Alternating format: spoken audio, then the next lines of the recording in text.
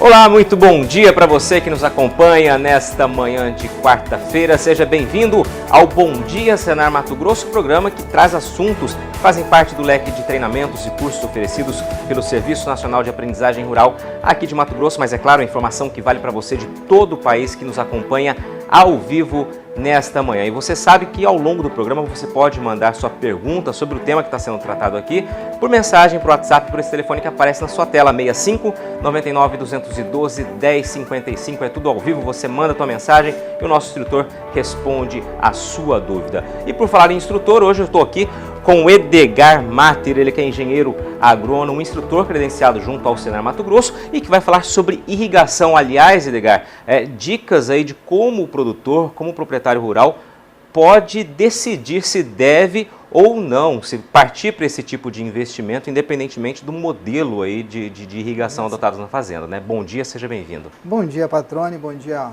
ao produtor rural e ao pecuarista que nos assiste em casa. Como tu dissesses aí, Patrone, a gente tem uma série de etapas a cumprir, né?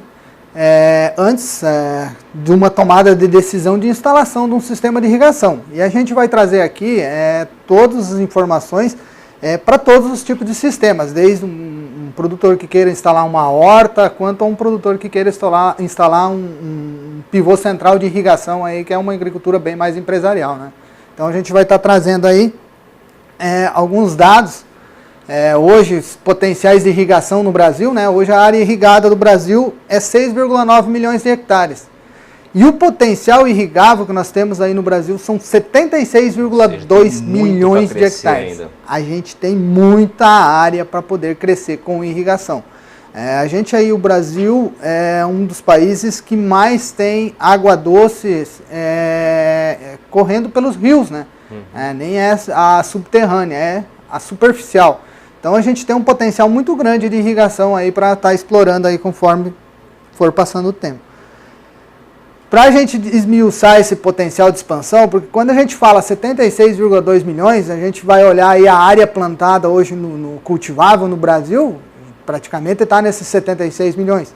Então, o potencial é muito grande, praticamente para irrigar todo o que a gente já cultiva. Só que também temos potenciais muito grandes no Brasil de crescimento de área também, né? Justamente em cima, sem desmatar, obviamente, né? Trabalhando aí em áreas degradadas de pastagem, que a gente já tem, né? Mas o potencial de irrigação é explicado aonde? 21,8 milhões de hectares tem alto potencial de expansão, tá? Médio potencial em torno de 28,9 e baixo potencial 28,5 milhões de hectares. Tá? Então, o Atlas da Irrigação aí da ANA, da Agência Nacional de Águas, dividiu nesses 3 patamares. Potencial efetivo, hoje a gente teria em torno de 11,2 milhões de hectares. E a ANA projetou aí para um horizonte de 2030 em torno de 3,14 milhões de hectares irrigados por serem incorporados nessas áreas cultivadas. Ou seja, nos próximos 12 anos, aí, pouco mais de uma década, a gente pode já aumentar mais 3 milhões pelo menos aí de hectares com irrigação. Essas são políticas públicas, né? Até que tem a ANA, estão incentivando, né? A gente está aí aumentando essa área de irrigação. Até porque para o Brasil é muito importante a questão da área irrigada. Se fala aí em 2 a 3 vezes mais produção de uma área irrigada contra uma área de sequeiro, né? Então aí vai aumentar a produtividade, vai aumentar PIB de município do país inteiro. Se a gente pegar o caso, por exemplo, de Mato Grosso, você falou em pivôs, né? A gente tem aí possibilidade de 3 safras, né? Exatamente. Justamente por conta disso. Vamos acompanhar a evolução, você traz um gráfico aqui, Edgar, falando da evolução, e percebe-se que na última década, pelo menos, foi onde se expandiu mais aí, né? Exatamente. Aí se a gente olhar aí, de 2006 a 2015, né, que são 10 anos aí, o potencial de aumento de irrigação no país foi muito grande. E a gente observa, conforme foi crescendo as áreas cultiváveis no país, foi crescendo as irrigações de acordo com as regiões, né? Pega Centro-Oeste aí, que lá em 1960 praticamente não era cultivado nada aqui, né? Então, depois foi abrindo as fronteiras agrícolas, foi se disseminando a questão de irrigação. E a gente falando especificamente aqui de onde a gente está, o Centro-Oeste, Mato Grosso, o potencial de aumento de área de irrigação aqui é muito grande, tá? A gente pega aqui hoje o polo de irrigação no Mato Grosso, a gente fala em Primavera do Leste. Primavera do Leste, exatamente. Campo Verde. Em torno de 20 mil hectares tem em Primavera do Leste aí de irrigação. Aí, claro, Sorriso é o segundo município que mais tem, de acordo com o ranking da ANA, né? Dentro do estado do Mato Grosso em irrigação, né? Ficaria entre Primavera do Leste e Sorriso as áreas maiores. Mas polos temos em Primavera do Leste, Campo Verde, vamos falar em região Oeste também. Região Oeste também tem bastante. Então, a área e aonde tem inserido essas irrigações, Patrone, a gente tem potencial de aumentar mais, né? A gente bem sabe, hoje um dos grandes problemas até nem é a água, né? E sim energia elétrica para tocar todos esses sistemas de irrigações aí empresariais que a gente está falando aí de pivô de irrigação. A gente tem esse raio-x, essa possibilidade de crescimento, essas perspectivas, mas e aí, né? O que é preciso levar em consideração? Vamos começar a tratar dessas observações que precisam ser feitas. Exatamente. Primeira coisa que a gente tem que levar em conta, fazer o levantamento de dados da propriedade. Tá? Primeira coisa, o bem finito e necessário para irrigação, evidentemente água. Né? Se você tiver um canal de água que passa pela propriedade, um córrego, um rio, ou uma forma de fazer uma barragem para acumular essa água, então primeiro tem que levar em conta a água. Tá? Segunda coisa, as culturas a serem implantadas. Eu vou botar um sistema de irrigação, mas o que plantar? Tá? Então, fazer um estudo aí das culturas que podem ser implantadas na região para estar aí aumentando a produtividade. Mercado consumidor e logística, né? A gente fala muito no mercado consumidor e logística na questão de uma irrigação, vamos dizer, de uma horta. Né? Se você não tiver o mercado consumidor próximo. Como ele é um alimento perecível que estraga fácil, você tem que deslocar ele da propriedade para o mercado consumidor o mais rápido possível, para ele chegar bonito, né? Apresentar para o consumidor final. E a questão de logística a gente fala muito na agricultura empresarial. Hoje já vê aí que o foco é a logística cada vez mais cara, né? Então a gente tem que estar trabalhando também muito bem essas questões, levantar os dados de logística, armazenagem, se o produtor tem como armazenar na fazenda, para depois retirar esse produto. Então tem que levar muito em conta a questão do mercado consumidor e logística. Outra questão muito, muito importante, fertilidade e propriedades físicas do solo. Quando a gente fala em pôr um sistema de irrigação, a gente está colocando uma tecnologia, incorporando mais uma tecnologia ao sistema né, de cultivo. Então, quando a gente incorpora mais uma tecnologia, a gente vai, com a irrigação, intensificar mais ainda o uso dessa terra. Então, a gente vai estar retirando mais nutrientes, agredindo mais ao solo na questão de compactação. Então, a gente tem que estar aí fazendo anteriormente esses levantamentos da fertilidade e propriedade do solo para ver se a gente tem esse solo equiparado para produzir bem. E outra coisa nada menos importante, quando você fizer um sistema de irrigação, a gente tem que colocar a questão dos colaboradores qualificados, né? Porque é uma tecnologia muito grande, então você tem que ter pessoas qualificadas ao seu lado para estar gerindo esse trabalho da irrigação. Perfeito, vamos seguindo então? No projeto técnico, a gente tem um projeto dividido em 3 projetos, o técnico, o ambiental e o de engenharia. No projeto técnico, é feito o estudo da demanda hídrica, planejamento da intensidade de uso do solo, né? A gente vai estar trabalhando aí com o solo, uma intensividade muito grande com essa irrigação, então a gente tem que fazer um planejamento do uso da intensividade, máquinas e infraestruturas necessárias para o desenvolvimento do trabalho, né? Como a gente vai estar colocando um sistema de irrigação, a gente tem que estar prevendo quais as máquinas a gente vai estar utilizando. Por exemplo? Vamos dizer assim, vamos botar um sistema de irrigação de pivô central, ele tem toda uma estrutura de barragem, canais que acessam essa água, às vezes coletada de um rio. Quando vê, tranca, né, por uma chuva inesperada, uma enchente, vem ali e tranca o canal. você tem que ter uma máquina qualificada para estar fazendo a limpeza desse canal, desobstruindo tudo isso aí. Tá? Estudo da capacidade de campo e retenção e infiltração de água do solo. Então, é um estudo muito importante para tu estar fazendo a questão de quanto esse solo consegue absorver de água, quanto ele consegue armazenar e o quanto ele perde com facilidade, né? Que é a questão da infiltração. E também está trabalhando aí a viabilidade econômica do projeto. Vamos correr com essa outra tela para a gente encerrar o bloco? Investimentos necessários, então, em equipamentos meteorológicos. Quando tu vai fazer uma irrigação, tem que ter essa questão dos equipamentos meteorológicos. Custo de produção, avaliar esse custo de produção que você vai ter aí para frente. Estudos das diversas culturas de valor econômico cultivável na região.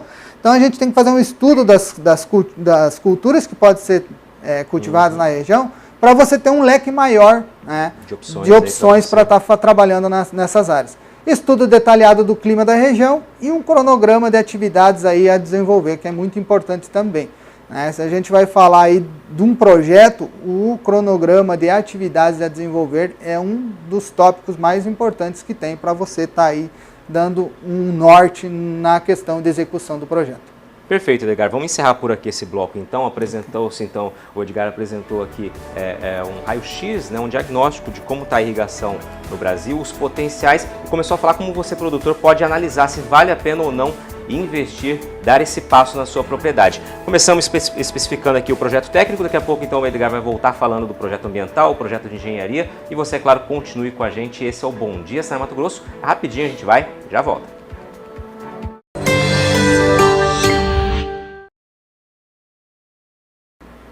Estamos de volta ao vivo do estúdio do Canal Rural Mato Grosso aqui em Cuiabá. Esse, você sabe, é o Bom Dia Senar Mato Grosso. E hoje a gente está falando sobre irrigação, como você, produtor rural, independentemente do tamanho da sua propriedade, pode definir, ou o que você precisa fazer para definir se é viável ou não dar esse passo, né? Investir em algum sistema de irrigação. Comigo aqui no estúdio, o Edgar Mater, que é engenheiro agrônomo, instrutor credenciado junto ao Senar Mato Grosso.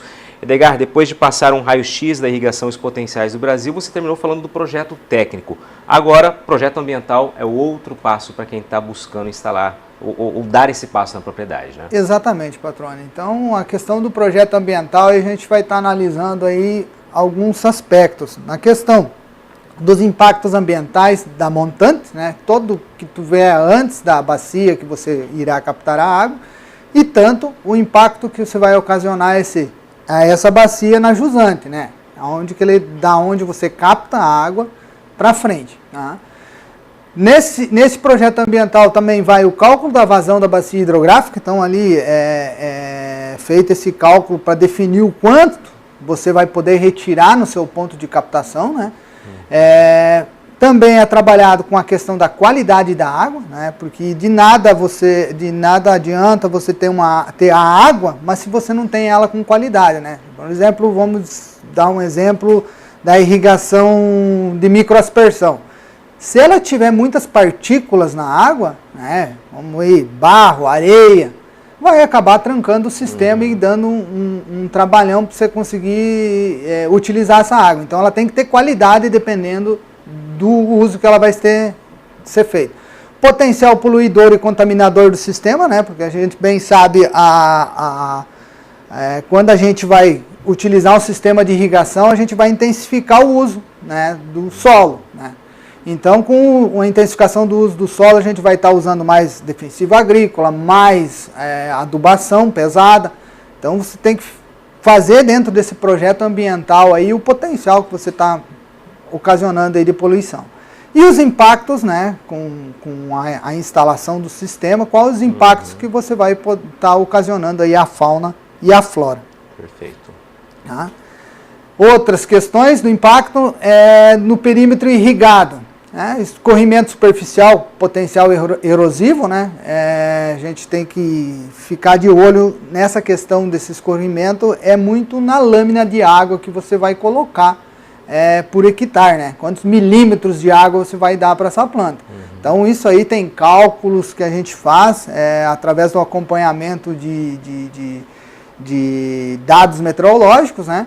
Então você vai ter que estar colocando aí a água necessária, nunca a mais, né? Muitos produtores acham assim, não, agora eu tenho um sistema de irrigação, eu vou colocar bastante água, né? Vou deixar a planta. Não, tem que cuidar muito nessa questão aí, botar o necessário, né? Até porque o custo é alto desses milímetros de água que a gente coloca.